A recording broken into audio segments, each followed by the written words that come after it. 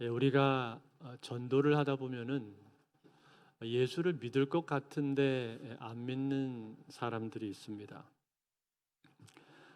천성적으로 성품이 착하고 선한데도 믿지 않는 사람들이 있고, 또 어떤 경우에는 부모님도 믿고 또 자기 주변에 있는 형제 자매들도 다 믿는데 유독 이 사람만 믿지 않는 경우가 있습니다.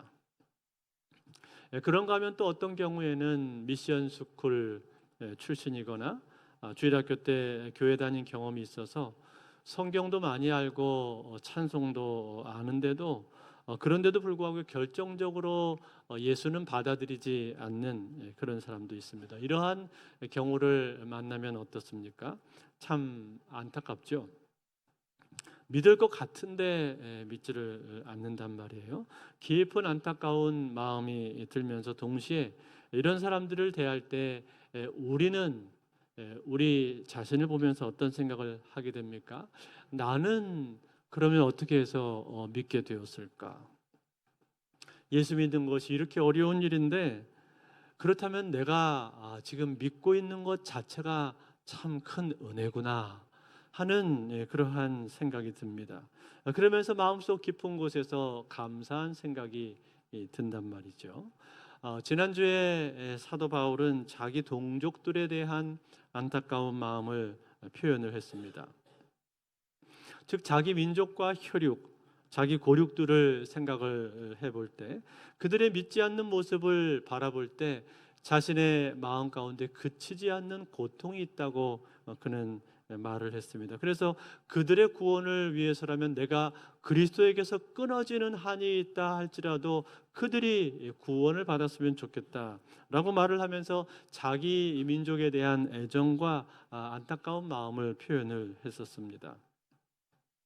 이처럼 자신을 둘러싼 대다수의 사람들이 믿지 않고 불신앙의 자리에 서 있을 때 믿음의 자리에 서 있게 된 소수의 무리들을 일컬어서 성경이 말해주고 있는 독특한 이름이 하나가 있습니다. 그것이 무엇인가? 바로 남은 자입니다. 남은 자, 렘넌트. 이 남은 자가 오늘 본문에 나오고 있습니다. 27절에 보시면 나오고 있는데 이렇게 나옵니다. 또 이사야가 이스라엘에 관하여 외치되 이스라엘 자손들의 수가 비록 바다의 모래 같을지라도 남은 자만 구원을 받으리니, 남은 자만 구원을 받게 될 거다라고 말씀을 했는데, 그렇다면 여러분 이 남은 자라고 하는 것이 무엇입니까? 남은 자라는 말은 본래 그 기원을 보자면 전쟁이나 기근과 같은 재난 후에 살아남은 자들을 뜻하는 말이었습니다. 그런데 성경에서는 이스라엘 국가의 멸망과 민족의 분산에도 불구하고 하나님의 약속을 계속 유지해가는 사람들을 남은 자라고 말을 했습니다. 이러한 남은 자들을 하나님께서 남겨 놓으실 것이다 라고 말씀하셨고, 실제로 유다 멸망과 포로기 이후에 보면은 이런 남은 자들의 모습이 나오는 것입니다. 이사야서 11장 11절하고 16절에 보면은 나오고 있는데 같이 한번 읽어볼까요? 같이 읽겠습니다. 시작. 그날에 주께서 다시 그의 손을 펴사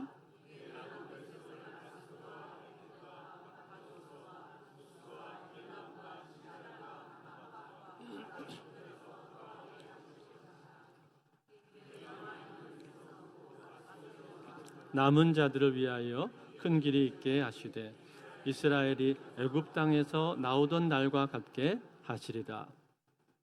자, 이렇게 남은 자들에 대해서 말을 하면서 남은 자들이 돌아오게 하시겠다라는 예언의 말씀을 하셨단 말이에요. 그리고 실제로 이스라엘이 바벨론의 포로로 잡혀가게 되었는데 그때 그들은 이방 문화에 점진적으로 물들게 되었고 급기야는 신앙을 떠나버리는 사람들도 생겨나게 되었습니다.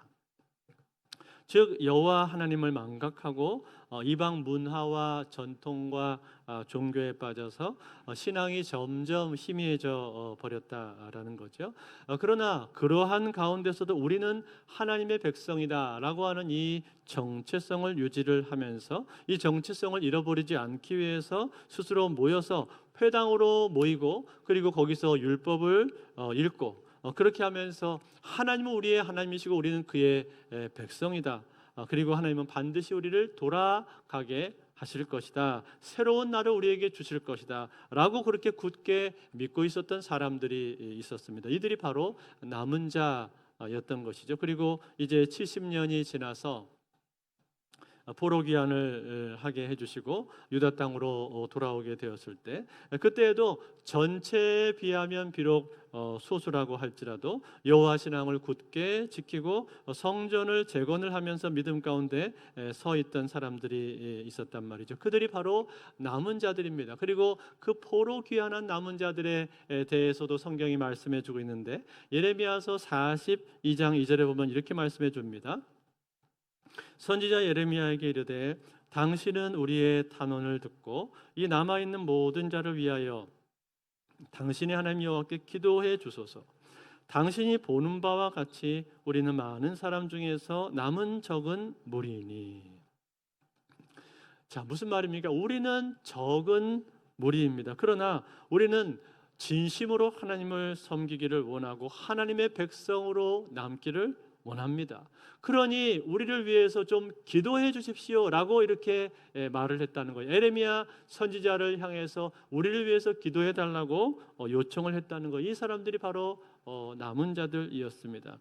그런데 여러분, 이 남은 자에 대한 의식, 남은 자 사상이라고 하는데 이것은 꼭 이스라엘이 멸망을 해서 포로 귀환 시대가 돼서야만 생겨난 것이 아니라 사실은 포로 귀환 시대가 되기 전에도 이스라엘 가운데는 이미 이러한 사상이 있었습니다. 언제 그랬는가? 바로 엘리야 시대였습니다. 엘리야가 활동하던 그 시대에는 이스라엘을 아합 왕이 다스리고 있었는데 이 아합 왕에 의해서 우상 숭배가 전국적으로 팽배해져 있었던 그런 시기였습니다. 즉 이스라엘 백성들이 우상 앞에서 고개를 숙이지 않는 사람이 거의 없을 정도로 그렇게 수많은 백성들이 다 우상 숭배를 했단 말이죠. 단에서부터 부엘세바에 이르기까지 이스라엘 전체가 우상의 제단 앞에 엎드러졌다 라고 성경이 그렇게 표현을 할 정도로 그렇게 심했었습니다.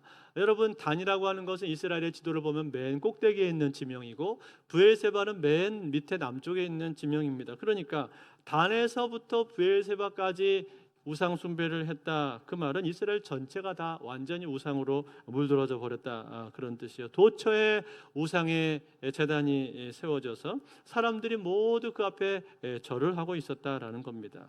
그러니 아무리 주변을 둘러봐도 믿는 사람들이 제대로 보이지가 않는 겁니다. 하나님의 신앙을 제대로 갖는 사람이 보이지가 않는 거예요. 그래서 그 당시에 하나님을 섬기면서 하나님의 말씀을 전하고 외롭게 고군분투를 하고 있었던 엘리야 선지자. 이 엘리야 선지자가요, 하루는 하나님 앞에 자신의 상황을 토로하면서 이렇게 하소연을 합니다. 열왕기상 19장 10절 말씀인데요.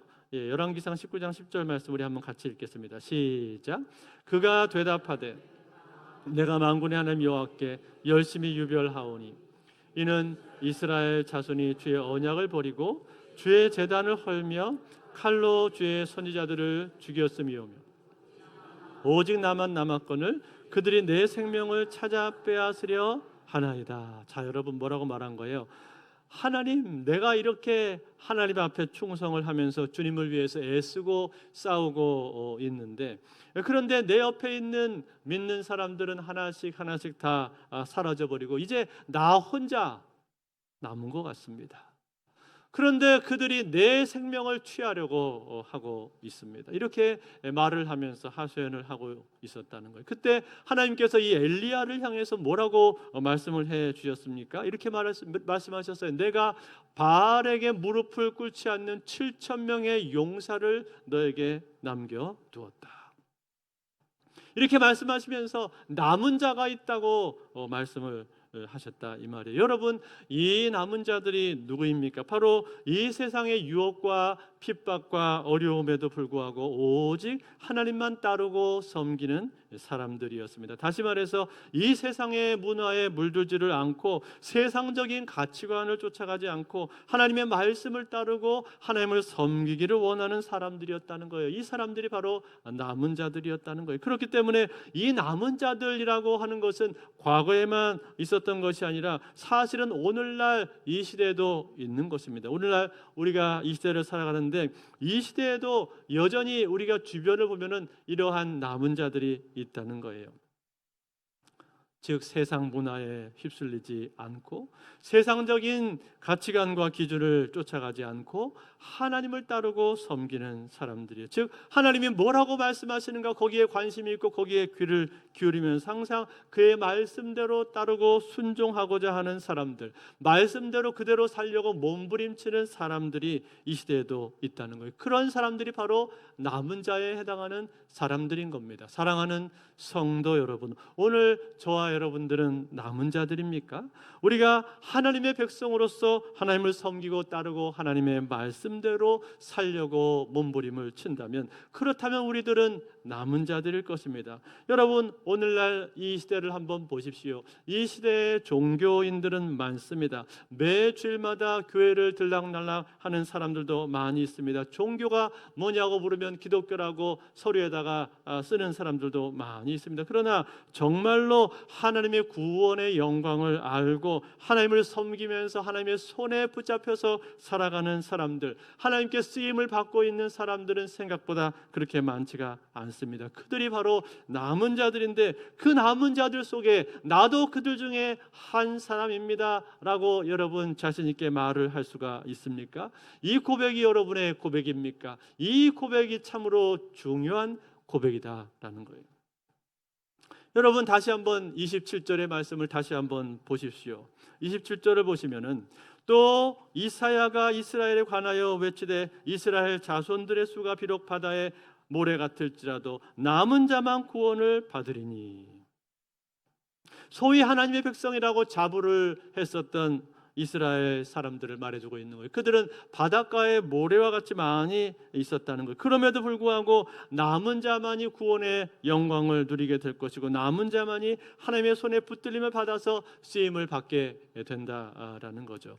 사도 바울은 지금 자신의 동족들 대부분이 불신앙의 길을 가고 있는 그 모습을 보면서, 그 안타까운 상황을 지켜보면서 각자 개인적인 자신의 신앙 고백을 지금 로마서 9장에서 하고 있는 겁니다. 즉 자기 자신을 포함해서 매우 적은 수의 무리들만이 이 구원의 영광을 누리게 될 것이고, 그 중에서는 육적 이스라엘, 즉 유대인들뿐만이 아니라 이방인들도 그 남은 자의 반열에 들어오게 될 거다라고 그가 말을 해줍니다. 사실 유대인들한테는 좀 충격적인 말이죠. 25절에 사도 바울이 그렇게 말을 해주고 있는데 이렇게 말합니다. 호세아에 그래도 이르기를 내가 내 백성 아닌 자를 내 백성이라 사랑하지 아니한 자를 사랑한 자라 부르리라.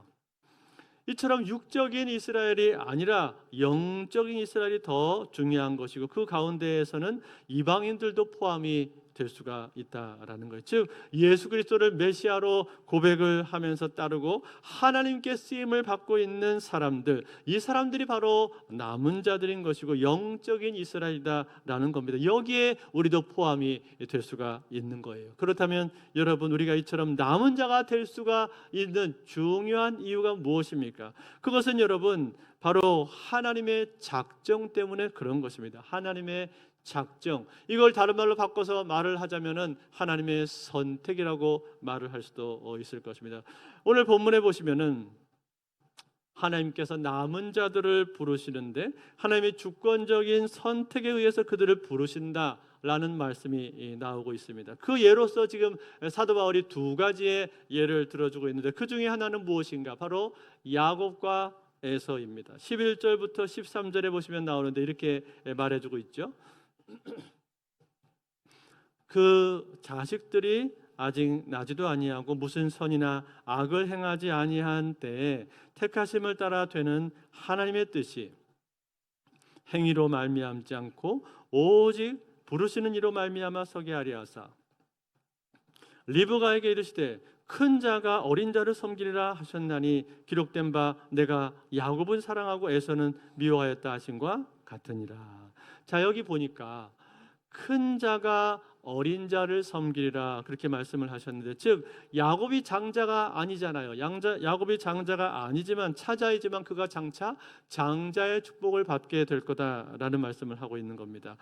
이 말씀이 이루어지는 과정을 보게 되면요, 야곱도 그 과정 가운데 자신의 허물이 나오고 에서도 역시 허물이 나옵니다. 즉 야곱은 자기 아버지를 속이는 그러한 허물이 나오고, 형은 자기 자신에게 주어진 그 장자권을 경홀히 여기는 잘못을 범하게 됩니다. 그래서 팥죽 한 그릇에 자기의 장자권을 그만 팔아버리지 않습니까? 이러한 과정을 통해서 역사가 이루어지게 되는데, 그러나 이 모든 과정은 하나님의 크신 섭리와 주권과 계획 가운데 있었다라는 겁니다.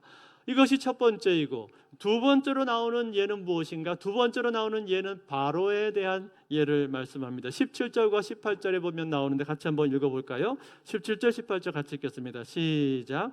성경이 바로에게 이르시되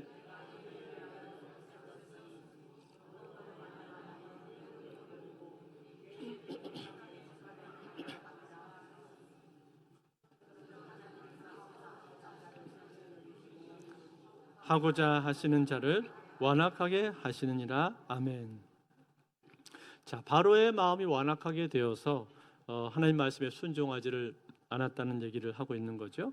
그래서 결국은 이 바로가 10가지 재앙을 겪게 됩니다. 10가지 재앙을 겪고 나서야 그의 마음이 바뀌어서 이스라엘 백성들을 출애굽시키게 되는 거죠. 그런데 여러분, 그게 끝이 아니었습니다. 그러고 나서도 바로의 마음이 또 다시 바뀌어버립니다. 다시 강팍해지고 완악해져서 내가 이스라엘 백성들을 왜 보냈지? 그러면서 갑자기 자기 군대, 애국 군대를 동원을 해서 쫓아간단 말이에요. 그래서 어디까지 쫓아갔는가 하니 홍해 바다 앞까지 이스라엘 백성들을 쫓아갑니다. 그래서 여러분, 그 홍해 바다에서 결국 어떻게 됩니까? 애국 군대가 이스라엘 백성들을 쫓아 물속에 들어갔다가 전부 다 그 바닷물에 수장이 되어버린단 말이죠. 이 사건을 지금 말씀해주고 있는 겁니다. 이 사건을 말씀을 하면서 그것을 통해서 어떻게 되었다는 것입니까? 하나님의 크신 영광이 드러나게 되었다라고 사도 바울이 지금 말을 해주고 있다라는 거예요. 하나님의 큰 영광이 드러나게 되었다. 그런데 이 모든 일은 하나님의 놀랍고 크신 계획하심 속에 있었다라는 것. 이것이 하나님의 주권이고 이것이 하나님의 선택이다라고 바울이 지금 설명을 해주고 있는 거예요.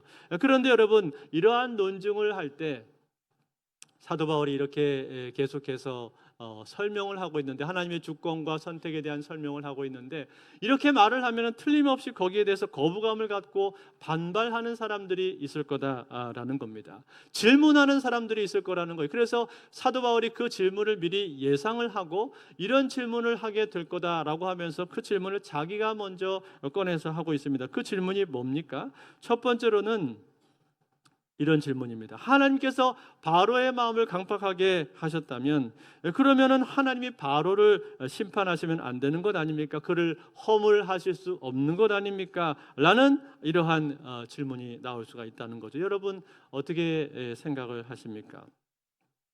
여러분, 이것은요, 하나님께서 바로의 마음을 강팍하게 만드셨다라는 이 표현이 성경에 보면은 나옵니다. 그런데 동시에 또 다른 표현이 또 나오는데, 어떤 표현이 나오는가 하니 사무엘상 6장 6절에 보면은 이렇게 표현을 하고 있습니다. 같이 보겠습니다. 같이 읽겠습니다. 시작. 애굽인과 바로가 그들의 마음을 완악하게 한 것 같이 어찌하여 너희가 너희의 마음을 완악하게 하겠느냐? 그가 그들 중에서 재앙을 내린 후에 그들이 백성을 가게 함으로 백성이 떠나지 아니하였느냐? 자, 여러분, 여기 보니까 뭐라고 말했습니까? 애굽인과 바로가 그들의 마음을 완악하게 했다. 그렇게 기록을 해주고 있죠. 그러니까 여러분, 성경은 항상 이렇게 두 가지를 같이 기록을 해주고 있는 겁니다. 즉 하나님께서 바로의 마음을 강팍하게 하셨고 동시에 바로는 자기 스스로의 마음을 강팍하게 만들었다라는 겁니다. 이 두 가지가 항상 같이 나오고 있는 거예요. 그뿐만이 아니라 가룟 유다의 경우를 봐도 역시 마찬가지입니다. 가룟 유다는 하나님의 주권적인 섭리 가운데서 예수님을 팔았지만 동시에 그는 자기 스스로 의심과 시험에 빠져서 예수님을 은 30냥에 팔아버린 것입니다. 그래서 그 책임을 그가 면할 수가 없는 거예요. 결국 여러분, 이러한 내용들이 우리에게 말을 해주고 있는 바가 무엇입니까? 이 세상의 모든 일들은 다 하나님의 크신 계획과 주권 가운데, 하나님의 섭리 가운데 이루어지게 된다는 거예요. 그런데 그 가운데 있는 사람들은 각자 자기의 자유의지에 따라서 행동하게 된다라는 거예요. 그리고 거기에 대한 책임을 스스로 지게 된다라는 겁니다. 여러분, 이것은 오늘날 이 시대도 마찬가지입니다. 우리에게도 똑같이 적용이 될 수가 있는 거예요. 내 마음을 강팍하게 하느냐 부드럽게 하느냐 하는 것은 나의 의사에 달려 있다는 거예요. 의지에 달려 있다는 거예요. 오늘 이 자리에 같이 저와 여러분들이 예배를 드리고 있는데 이 예배 시간에도 역시 마찬가지입니다. 내가 지금 설교가 내 귀에 들려오고 있는데 이 하나님의 말씀을 잘 주의를 해서 내가 들을 것인가, 아니면 그냥 대충 흘려버리고 말 것인가, 내 귀를 딱 닫아버릴까 하는 것은, 여러분, 그것은 우리의 자유의지에 달려있단 말이에요. 내 선택에 달려있다는 것, 그리고 내 선택에 대한 책임을 내가 지게 되는 겁니다. 그런데 여러분, 그러한 모든 일들이 더 크게 보면은 뭐라는 거예요? 결국은 하나님의 크신 계획과 주권 가운데 모든 일들이 들어있다는 거예요. 우리의 인생뿐만 아니라 우리 인류의 역사 자체가 하나님의 크신 계획과 주권 가운데 들어있다고 말을 하고 있는 겁니다. 이게 첫 번째고, 두 번째 질문이 있습니다. 두 번째 질문은 뭐였습니까? 야곱과 에서의 경우를 들어서, 야곱과 에서의 경우에 그들이 엄마 뱃속에 있을 때부터 하나님께서 야곱을 선택을 하셨다면, 그러면 에서의 입장에서 볼 때는 불공평한 것 아닙니까? 하나님이 불공평하고 불의한 분이 되어버리는 것 아닙니까? 라는 이러한 질문입니다. 여러분, 여기에 대한 대답, 이 대답이 무엇일까요? 사도 바울이 토기장이에 대한 이야기를 하고 있습니다. 20절과 21절 같이 읽겠습니다. 시작. 이 사람아, 내가 누구이기에 감히 하나님께 반문하느냐? 지음을 받은 물건이 지은 자에게 어찌 나를 이같이 만들었느냐 말하겠느냐? 토기장이가 진흙 한 덩이로 하나는 귀 쓸 그릇을, 하나는 천이 쓸 그릇을 만들 권한이 없느냐? 아멘. 진흙을 가지고 그릇을 만드는 것, 이것은 토기장의 고유한 권한이다라는 거죠. 어떤 용도로 어떤 그릇을 만들든지 그것은 토기장이의 마음이라는 거예요. 토기장이에게 그러한 권리가 없겠느냐라고 말씀을 하고 있는 겁니다. 그러면서 이 그릇에 대한 이야기를 계속해서 이어가고 있는데, 그 다음에 보시면은 진노의 그릇이라는 단어가 나옵니다. 22절과 23절을 보세요. 만일 하나님이 그의 진노를 보이시고 그의 능력을 알게 하고자 하사 멸하기로 준비된 진노의 그릇을 오래 참으심으로 관용하시고, 또한 영광 받기로 예비하신 바 긍휼의 그릇에 대하여 그 영광의 풍성함을 알게 하고자 하셨을지라도 무슨 말을 하리요? 자, 여러분, 여기 보니까 진노의 그릇이라는 표현을 사용을 했는데, 진노의 그릇이라는 표현을 쓰면서 뭐라고 말을 했습니까? 멸하기로 준비된 진노의 그릇이라고 표현했단 말이에요. 지금 무슨 말이에요? 우리가 본래 어떤 그릇이라는 겁니까? 우리는 진노의 그릇인데 멸하기로 준비된 진노의 그릇이었다라고 말을 하고 있는 거예요. 그런데 그 진노의 그릇에 대해서 하나님이 어떻게 하셨다는 거예요? 오래 참으셨다는 겁니다. 오랫동안 참고 기다리셨다라는 거예요. 그래서 긍휼을 베풀어 주셨는데, 그러한 긍휼을 입은 자들은 긍휼의 그릇이 되어서 하나님께 영광을 돌릴 수 있게 되었다라는 거죠. 결국 무슨 말을 하고 있는 겁니까? 우리는 본래 다 진노의 그릇인데, 그래서 죄의 싹은 사망이요 하나님의 영광은 그리스도 예수 안에 있는 우리 주 안의 영생이다. 그 말씀처럼 또 형벌 받을 자는 결단코 면제치 아니하고 라고 말씀하신 이 말씀처럼 우리는 본래 다 죄인이라는 거예요. 본래 다 죄인이어서 죽을 수밖에 없고 지옥불에 떨어질 수밖에 없는 그런 존재들이었다는 거예요. 즉 본질상 진노의 자녀다라는 거예요. 그런데 하나님께서 하나님 편에서 우리를 불쌍히 여겨주셔서 그 중에 일부를 구원하시기로 작정을 하셨다면, 그렇다면 과연 하나님이 불의한 것이냐라고 묻고 있는 거예요. 여러분, 하나님이 불의한 것입니까? 하나님께 과연 인간을 구원할 책임이 있는 것입니까? 여러분, 하나님이 우리 인간에 대해서 빚을 지고 있는 것이 있습니까? 아니죠. 하나님이 우리한테 빚을 지고 있는 것이 뭐가 있습니까? 하나님께서 우리를 구원하셔야 될 책임이 뭐가 있습니까? 하나님은 그런 책임을 가지고 있지를 않습니다. 그럼에도 불구하고 하나님이 우리를 구원을 하셨다면 그것은 은혜가 아니냐는 거예요. 이것이 바로 선택이고 작정이다라고 지금 사도 바울이 말을 하고 있는 겁니다. 그런데 여러분, 이러한 선택에 대한 교리를 우리가 듣게 되었을 때 우리는 보통 어떻게 반응을 합니까? 쉽게 반감을 갖습니다. 왜 반감을 갖는가? 왜냐하면 하나님이 누구는 구원하시고 누구는 구원하지 않는다면 그것은 불공평한 것 아닙니까? 생각을 한단 말이죠. 그렇지만 여러분, 말씀드린 것처럼 하나님께는요 우리를 구원할 책임이 없습니다. 우리를 구원할 책임이 없잖아요. 그러니까 여러분, 우리가 어떻게 생각을 해야 되는 거예요? 하나님이 아무도 구원하지 않으셔도 되는데, 그래도 우리는 하나님 앞에서 아무런 할 말이 없는 존재들인데, 하나님의 그 크고 놀라우신 계획과 섭리 가운데, 그의 긍휼 가운데 그분이 우리 중에서 일부를 구원하기로 신적인 섭리와 지혜에 따라서 작정을 하셨다면 우리는 거기에 대해서 어떻게 반응을 해야 되냐라는 거예요. 거기에 대해서 우리는 감사할 수밖에 없다는 거예요. 감지덕지할 수밖에 없다는 거예요. 더 감사한 것은 무엇입니까? 더 감사한 것은 거기에 내가 들어가 있다는 거예요. 그 구원 가운데 내가 거기에 들어가 있다라는 겁니다. 여러분, 어쩌다가 내가 거기에 들 수가 있게 된 것입니까? 어쩌다가 내가 하나님을 알 수 있게 되고 하나님을 믿게 된 것입니까? 어쩌다가 내가 하나님을 믿어서 그 구원의 반열에 들어갈 수 있게 되었냔 말이에요. 이것이 놀라운 하나님의 은혜가 아니겠습니까? 하나님의 사랑이 아니고서는 우리가 어떻게 그 구원의 반열에 들어갈 수가 있겠어요? 그래서 여러분, 성 어거스틴은 어느 날 이런 말을 했습니다. 내가 만약 하나님이라면 그러면 나는 나를 어떻게 하였을까? 이 질문을 던져놓고는 골몰하게 생각을 하다가 그는 말하기를 이렇게 말을 했습니다. 내가 하나님이라면 나는 나를 벌써 부수어 버렸을 것이다. 이렇게 대답을 했습니다. 사랑하는 성도 여러분, 그렇습니다. 만약에 내가 하나님이라면 그러면 여러분, 나는 나를 용서할 수 있습니까? 여러분, 여러분이 하나님이시라면 여러분은 여러분을 용서하실 수 있습니까? 저는 용서가 안 됩니다. 저는 제가 하나님이라면 저를 용서할 수 없을 것 같아요.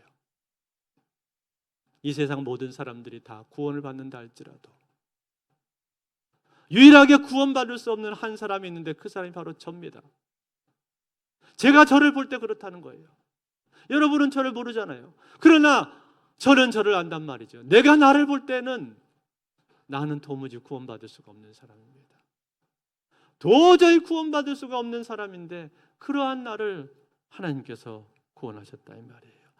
여러분, 우리가 우리를 바라볼 때 과연 나는 구원받을 만하다 그렇게 말할 수 있는 사람이 과연 누가 있겠습니까?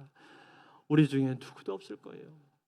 나는 벌써 하나님 앞에서 심판을 받았을 거예요. 벌써 우리는 소돔이 되고 고모라가 되어서 심판을 받았을 것입니다. 그런데 이렇게 우리를 남겨두신 건, 남은 자로 살 수 있도록 두신 것, 이것은 하나님의 끊임없는 자비 아닙니까? 끝없는 자비와 사랑 때문에 오늘 내가 이 자리에 있는 것이 아니냐 이 말이에요. 그 사랑으로 우리에게 예수 그리스도를 보내주신 것 아닙니까?